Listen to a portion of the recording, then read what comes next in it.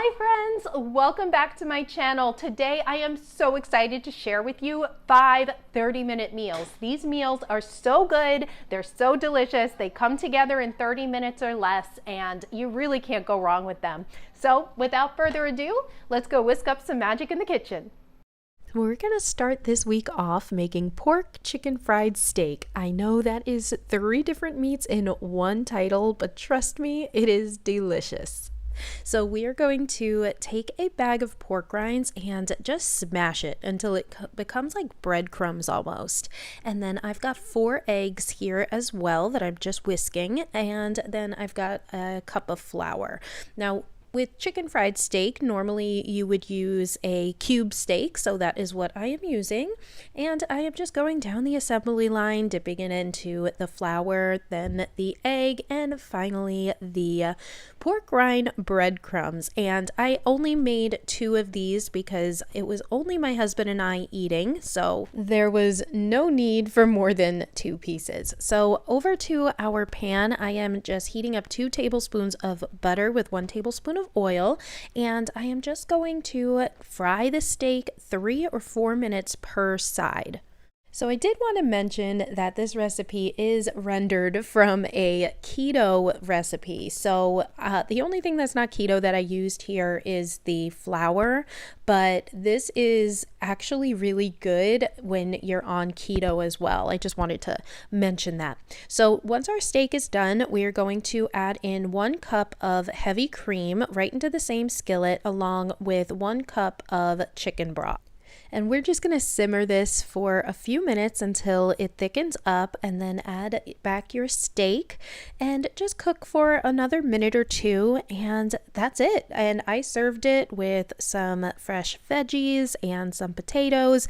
Like I said, this wasn't keto friendly that I made, but you absolutely can make this keto friendly. Either way, it is super delicious.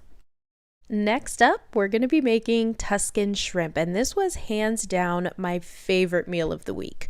So first, we're going to make sure our shrimp is nice and dry. I'm going to season it up with a teaspoon of garlic powder and a 1/2 teaspoon of onion powder and a 1/2 teaspoon of black pepper as well. Give that a good mix until all of the shrimp is nice and coated.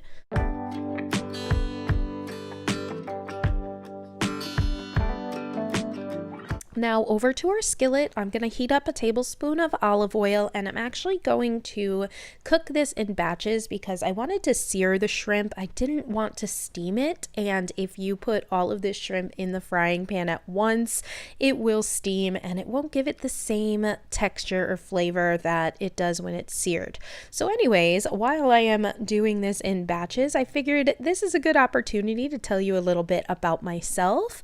I am a mom of 2 little girls if you are new here, and I absolutely love coming up with super easy recipes that are totally for real life. You will see, especially in this video, that I am not a graceful chef. I make a mess. If that sounds like you, I just want you to know that you are not alone in the struggle. And if you are someone who's super clean in the kitchen, well, hey, you know what? More power to you.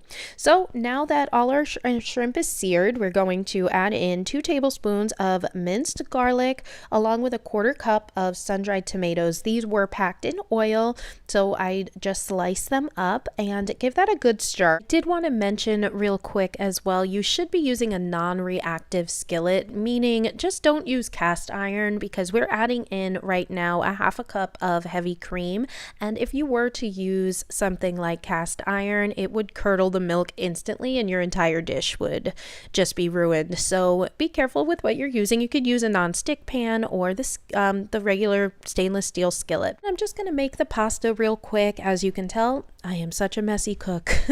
So anyways, I seasoned it up with a little salt, and I'm going to reserve a cup of pasta water. Now, this is not only going to add flavor to this dish, but the starch from the water actually helps everything stick to the noodles. So don't underestimate pasta water. Always use that to thicken up your sauce or just to make it more flavorful.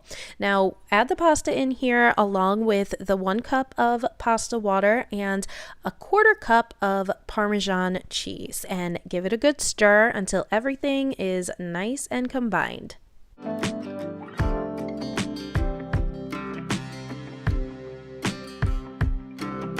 And of course we need some fresh greens in here, and I'm using some fresh basil. I always wait till the end to put that in because it tends to get very dark if you let this cook too long. So this is what it came out like, guys. I'm telling you, it's so good. And who else twirls their pasta with a spoon? Let me know I'm not alone. Next up, we're going to be making loaded Tex-Mex sweet potato fries, and I love this recipe. You can really throw this together in no time. I will suggest to get a different brand of sweet potato fries because these do take like 25 minutes to cook.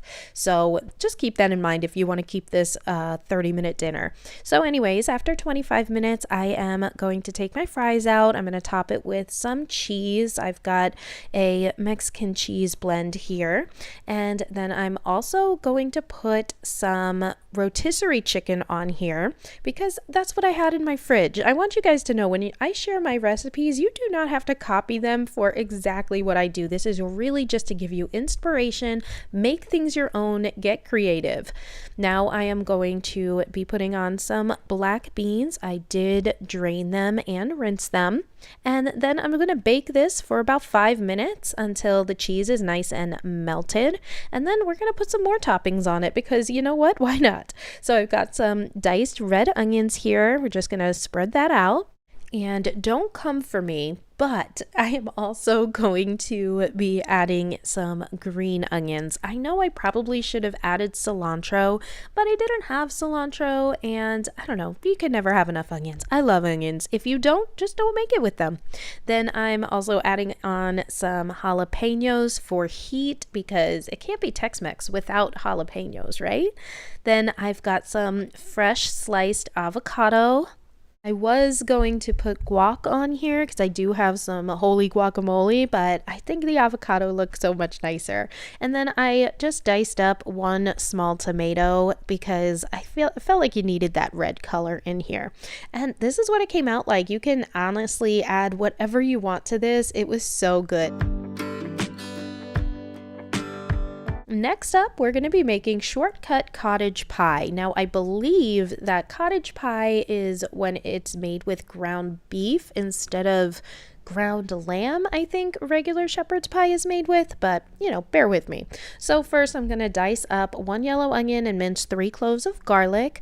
Over to our skillet, I'm going to brown a pound of ground beef here, and then when it's about halfway cooked, I always add in the onions when it's about halfway, and a little salt and pepper. Give this a good stir and cook for about 5 minutes until the onions are nice and soft and translucent. And you guys know I love this hack where you put the paper towel in and it sucks up most of the grease.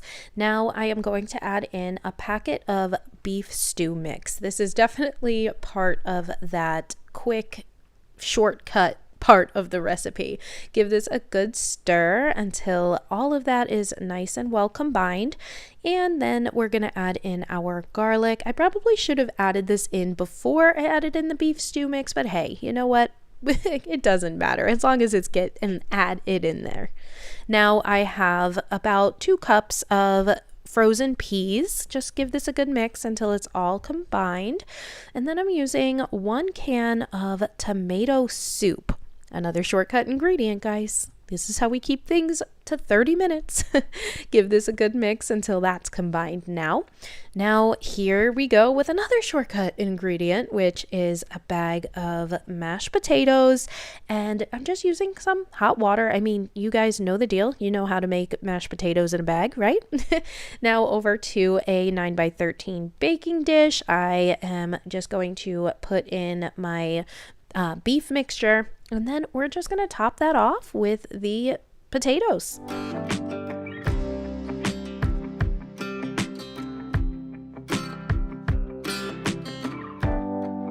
once you do that, I actually just broiled it for like 5 minutes and topped it with some chives, and this was so easy, guys. I mean, seriously, it was delicious and simple. So let me know if you would try this one. I know it's a little controversial, but I loved it.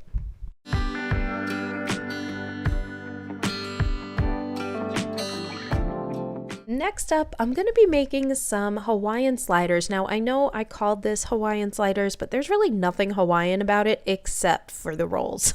So anyways, I am going to be making it like half and half. So I've got a few chicken nuggets here that I am just going to cook up real quick. And then my Hawaiian rolls, I'm just going to cut right down the middle. I'm going to have 12 of them here. And we're actually going to do half of them chicken parm, and then the other half is going to be pepperoni and cheese. So we're going to first put some tomato sauce on here. I love the Great Value marinara sauce. It is probably my favorite sauce from Walmart. So I'm just going to put that on both sides of the bread. And then here we go with my pepperoni. I'm doing pepperoni for one half, and then of course the chicken nuggets for the other half.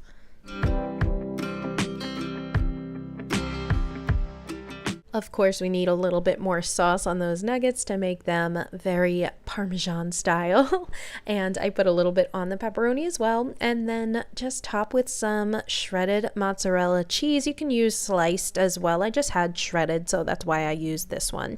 Now for the seasoning that's going to go on top of the rolls, I have a tablespoon of olive oil, a teaspoon of oregano, a teaspoon of garlic powder, a tablespoon of Parmesan cheese, and a little salt and pepper. Give it a good mix, and we're just going to brush this all over the top of the Hawaiian rolls.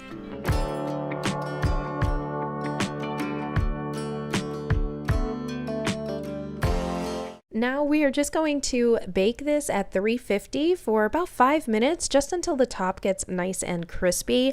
And I just served this with some French fries. This is such a great dinner. Like, you can do this for like those nights that you really don't feel like cooking. You can do this for lunchtime. There's so many different ways, and get creative with it. Make it your own. This was really good.